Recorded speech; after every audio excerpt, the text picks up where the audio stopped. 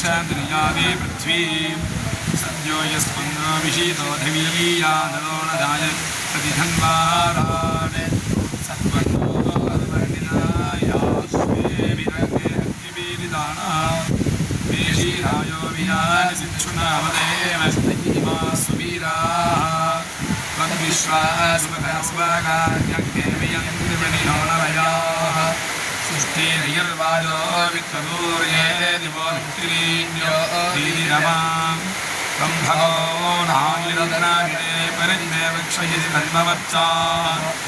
अङ्गे बिन्दो न बृहदरजस्यादिक्षत्ता वामस्य देवभूरे तन्मनिश्चवासान्दिवृत्तमङ्गे विप्रो विमने भर्दिवाचम् यं तं प्राचेरदजातराया सजोषानत्तावाङ्गिनोनि यस्ते सूनो सकसो गीर्भिरुक्थैः जिज्ञेर्वर्धो निशीनं वेन्द्यानने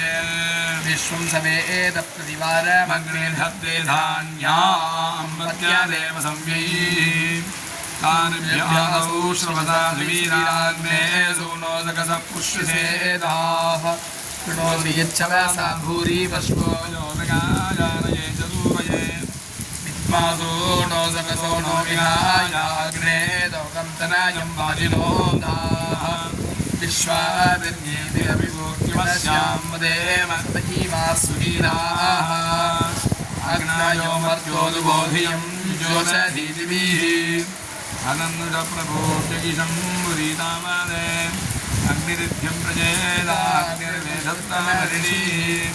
अग्निं होतामीदे यज्ञेन मनोनो विशाः